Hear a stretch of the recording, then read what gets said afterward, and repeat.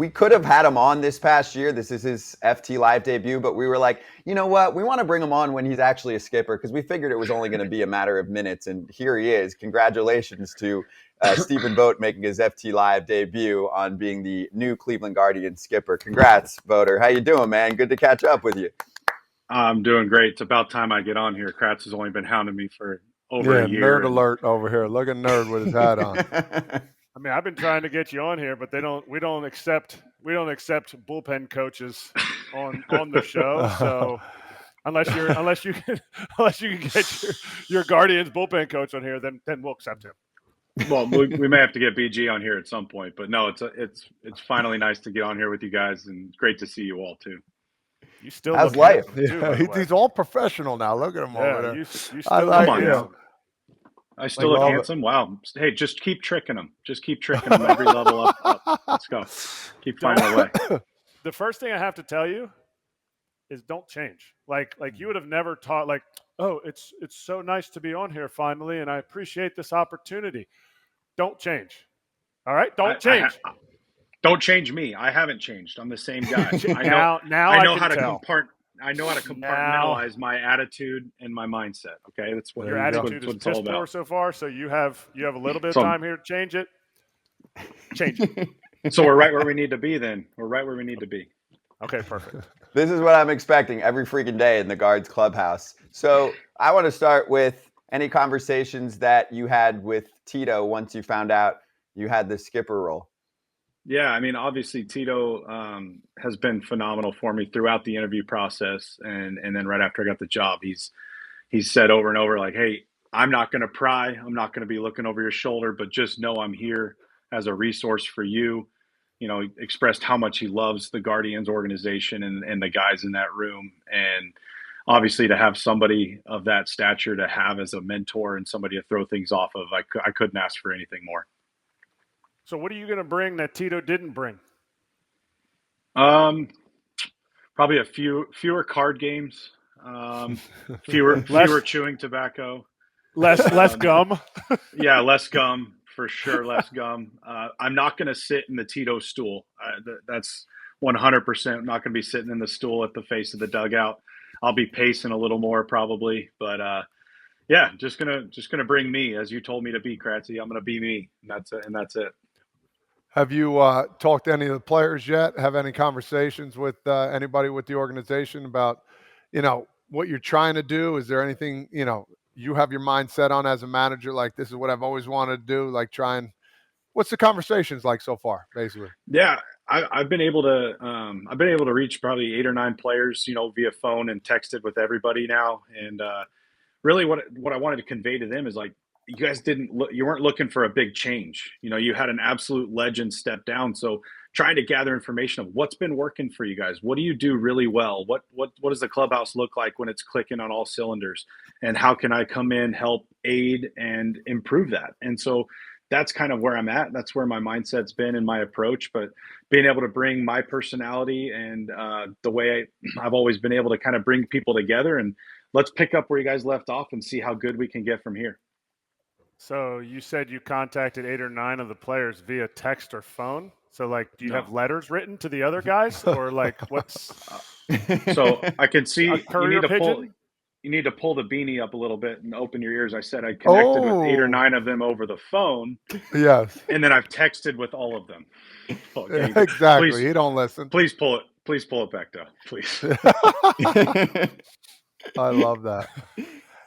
Hey, let me ask you this. This is a whole whirlwind, to be honest with you. You think about it. You were just a player. Now you have an opportunity to be a manager. Have you sat back and sat with your family dude, listen, I'm going to be a freaking manager right now, dude. I'm jumping from one to the next. You guys ready for this ride, Yeah, no, it's you hit it on the head. Alyssa and I look at each other about twice a day right now and just start laughing.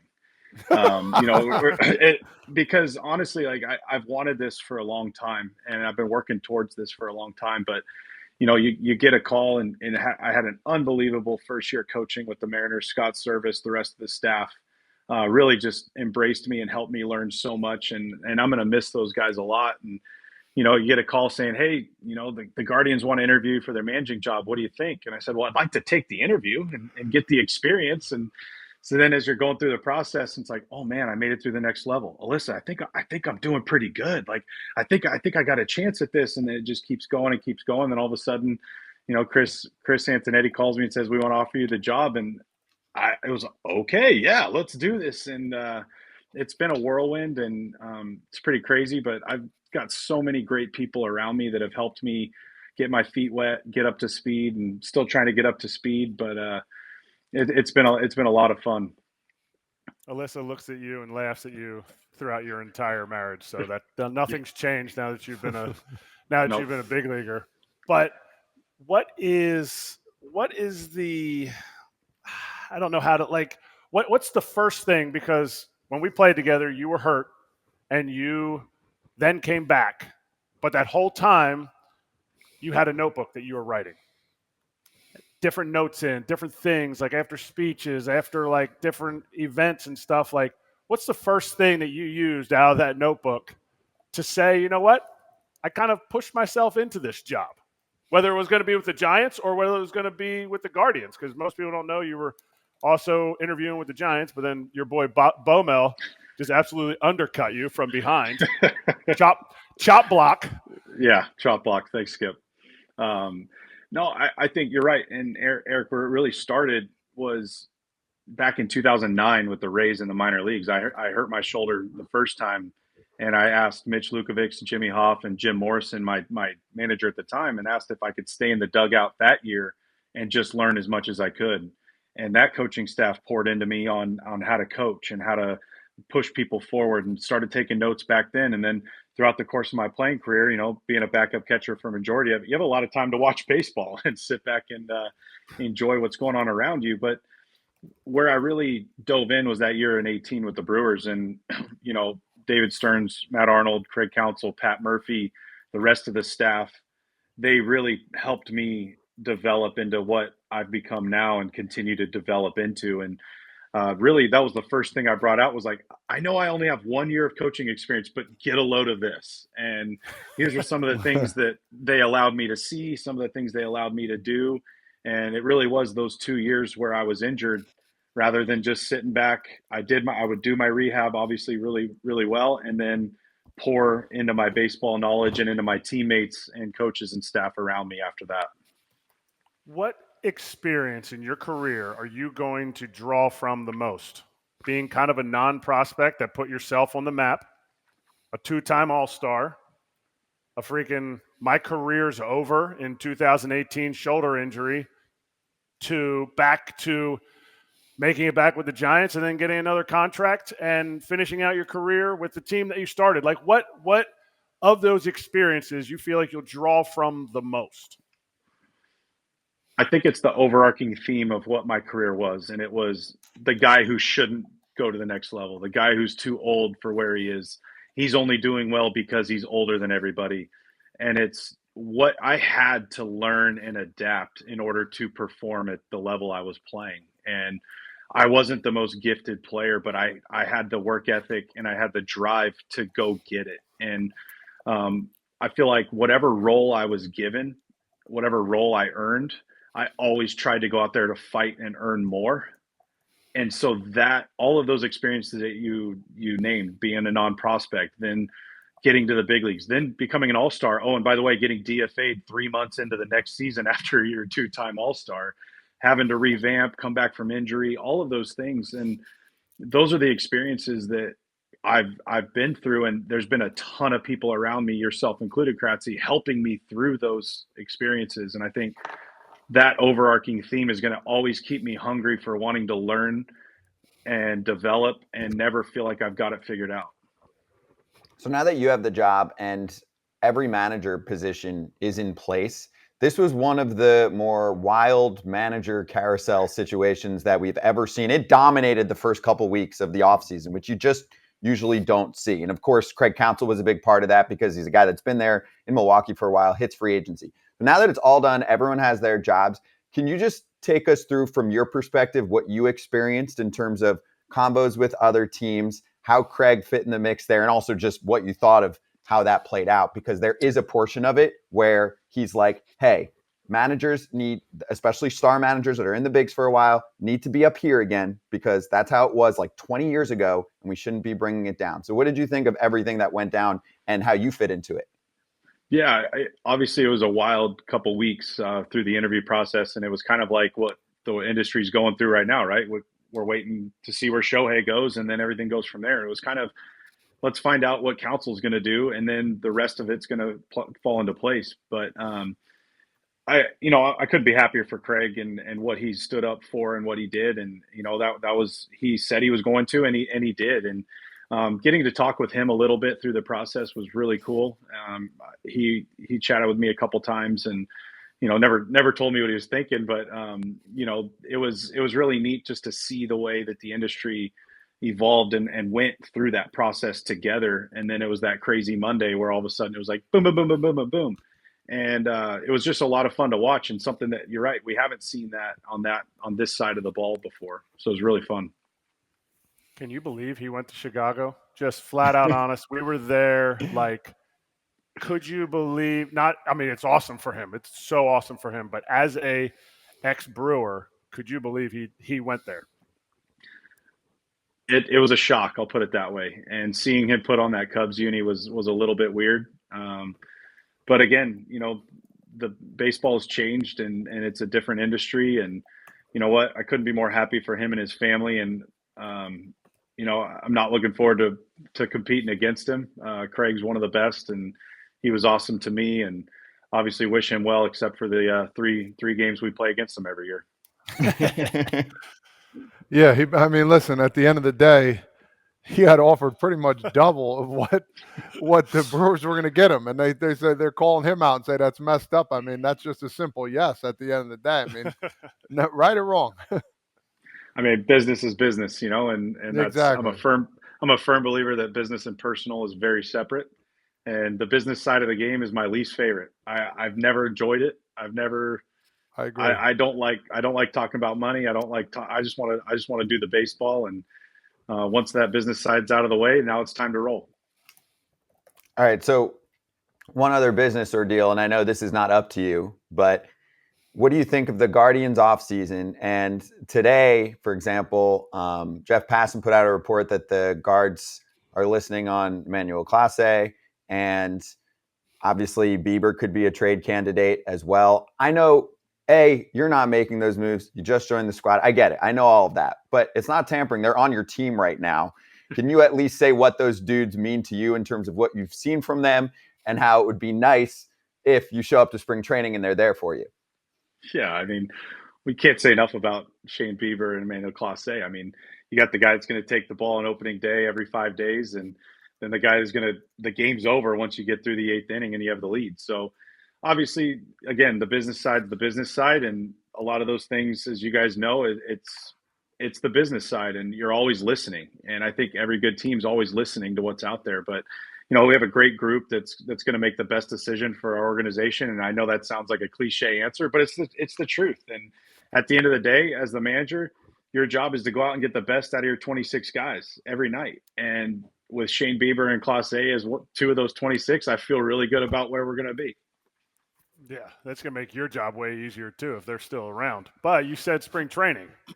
Spring training is where you kind of made your career. You kind of had your whole Chris Farley bit. You came over, and I'm joking about it, but it's also one of those things that it matters. Are you going to have that kind of stuff in spring training? Do you have that kind of, because you don't know what your roster is going to be? Are you going to have like the tricks and games? Are you going to do some of the stuff that Tito did in spring training with the player of the game, or can you give us an insight on what your shtick is going to be with the boys?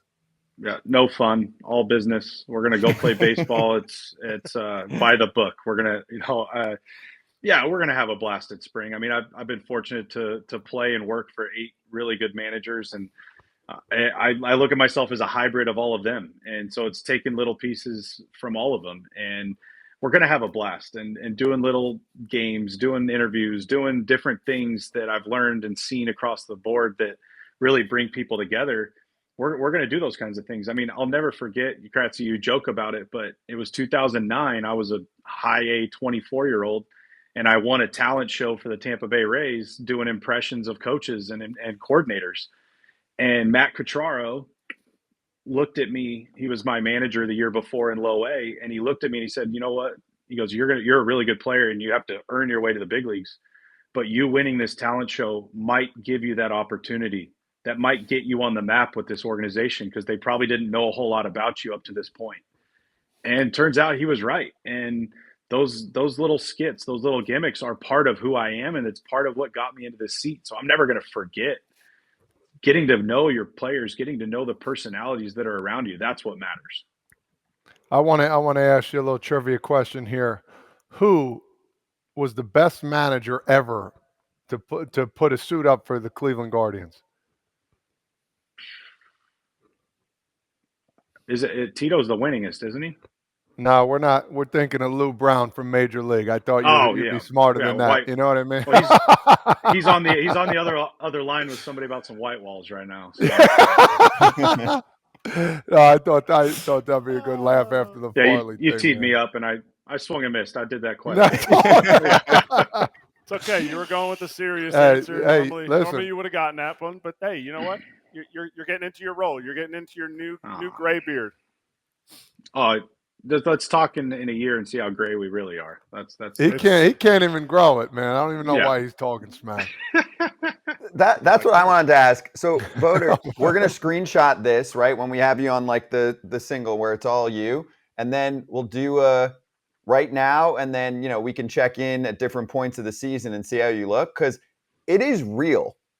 There are young, handsome managers that enter the role for the first time, and then you see them, especially if they're going through it, and you're like, what's going on? And I think a lot of it has to do with just lack of sleep and maybe high stress. So is there a skincare routine or a wellness program that you can do to prevent the aging process that occurs with the major league manager role? Well, I don't know. I'll have to look into it, but I'm hoping I hope I don't look swollen and get the coach's body too soon into the manager role. But maybe a nice moisturizer, maybe some lotion right before bed, things like that. But I'm going to do my best, and we'll see what happens. We just had Suitor B on. We just had Suitor B on the show, and he confirmed, and Aaron confirmed it, he'll do the body issue. So if Suitor B does it, I think you need to do it. The two baseball. Yeah. Come on. There's a lot of things that the baseball world and sports world in general needs to see, and my naked body is very low on that list. We need it. We need it. No. We need it. Todd, I brought this up to Todd before the show. Actually, no, I didn't. But Todd definitely is in on this. What? Todd wants to see. Yes. No. Yes. Yelich did it, so we can all do it. Okay, it's for the good of the game. Yelich and I have a little different bodies. I don't know if you guys remember seeing us in uniform, but yeah, he doesn't have a beard. Yeah, and the camera doesn't add 20 pounds to him, just to me. So we're good. Hey, back to biz. So, what do you think of the Guardians 2023 season in terms of strategy and approach that you'd like to see change in 2024? I'll bring up an example.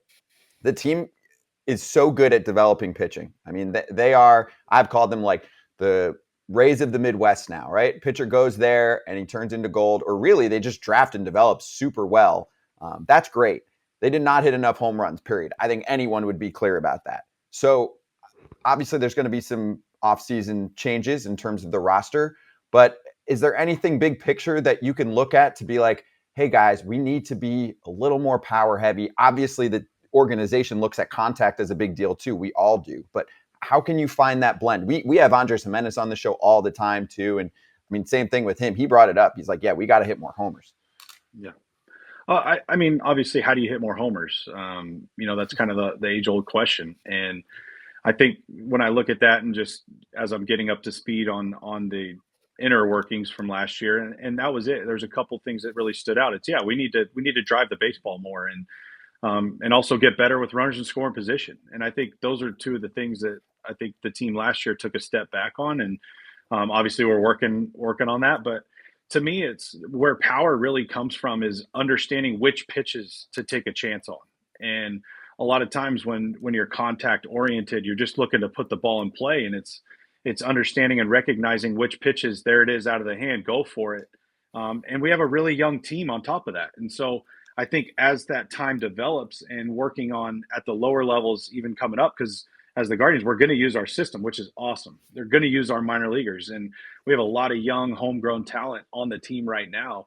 And so it's just really helping them tie into, okay, this is the type of pitch that I need to take a shot on. This is the type of situation where I need to go for it. And having that contact profile, yes, that's super awesome and really important. But also, there's times to take a chance. You get into that good count and you see a pitch, go for it and see what happens. Last question from me. Have you thought about that first speech that you're going to say as a manager going into spring training? I mean, I've had managers that talk for about 45 minutes. I've had one where it was basically 4 minutes, boom, out the door, let's go. And you're sitting there like, all right, well, here we go. Like, have you thought about it yet? And you know what your approach is going to be? Or, you can have a skit, have you thought about anything along those lines? Yeah, well, thankfully, part of the interview process was I had to give a mock spring training speech to the 2024 Guardians. So I already have a dress rehearsal done. Yeah. Oh, okay. Wow, that's awesome. Yeah. So to me, it's brevity is key, because we all know when the manager gets up and talks, there's 25% that aren't listening to a word you're saying. There's 25% that are, and the other 50, you lose them after about 2 minutes. So you got to keep it brief. You got to get to the point, and short and sweet with a little humor in there, but a little motivation, and tell them what I'm thinking about the year outlook. And again, we've all heard plenty of them. We've heard really good ones. We've heard some not so good ones, but try and take bits and pieces from that and make it my own. And here we go. Let's go have some fun and get to the baseball. All right, I know this is going to be crazy, but I have kind of a serious question for you. The first one's not serious. See if we can pull up the picture of you at the other sporting event that you have. You're getting everybody juiced up. The Cavs, like you're a Cavs fan now. I'm a Cleveland sports supporter. Is that what you are? There you go. Okay. Hey, you get invited to go to a Cleveland. Who doesn't want to go to an NBA game? I mean, you get to go watch Donovan Mitchell and Trae Young. Like, I love sports, and basketball is probably my favorite sport besides baseball. And getting to go to that game was so cool. And I didn't have a dog in the fight, so in that instance, I'm definitely rooting for the Cavs. So, 100% that they're now my B team in the NBA, and I'm all in. I'm all in. Let's see what we can do. Okay. So who's your A team? Golden State Warriors. Okay. So that's where I'm transitioning to my serious question. How do you feel about Oakland leaving Oakland? You are a guy, like when people go and talk about Oakland, they're like the first chant that comes to everybody's mind, unless you never saw a game there or never played against you, I believe in Stephen Vogt. I believe in Stephen. Like you are a guy there. You will always be an Oakland icon for those fans. Yeah. I'm sad. I'm obviously sad. I mean, we all know Oakland. We all know the A's. We all know the Coliseum. And it's like, there's a company that sells apparel. It's called the Last Dive Bar. And it's like the Coliseum's the last dive bar in the MLB. It's the most beautiful, awesome place in its own right. And the fact that there's not going to be Major League Baseball in Oakland moving forward is really sad. And, again, business is business. And I don't want to get into that aspect of it, but I want to focus on the fans, and I want to focus on the people who've been working in Oakland for years and years and years. And it's just a sad situation. We may look up a few years from now and we're going to love that the A's are in Las Vegas, but that doesn't mean we're not going to be sad about the fact that they're not in Oakland anymore. And it's really sad to think that after next year, there may not be another Major League Baseball game in the Oakland Coliseum. And you guys know, when you hear the drums going and the horns and the fans are going crazy, and whether there was 5,000 of them or 55,000 of them, they're engaged in every single pitch, and they love their team, whether we won 100 games or we lost 100 games, those fans are out there to support the team. And just the thought of no Major League Baseball in Oakland, it's really, really sad to me. So here's the deal, Kratz. I have a plan where Voter crushes it. Next contract, he's on the council deal, and eventually he builds up enough wealth that he is in on a group that brings Oakland back in like 2030 to have a franchise, something like that. Right? Voter. I feel like that's realistic. Hey, I just Could be a like hero. the amount of money. I just like the amount of money you gave me by 2030. That's only like 6 years away. We're in the biz of we're pro labor here, so you're a worker, baby. Two World Series, Mhm. 2 Manager of the Year awards for Vogt, 2030. Dunsky. Boom. And I'm gonna need you to take me out to dinner when that Take happens. me to lunch. Oh man, I like that. I like the sound of the 2 World Series. That's for sure. That sounds Hell beautiful yeah. to me. Hell yeah. All right. So last one from me. Once you get the job, did you say to the very talented executives that were interviewing you, Chernoff and Antonetti, thank you. Can't wait to work together. It's my fucking lineup card.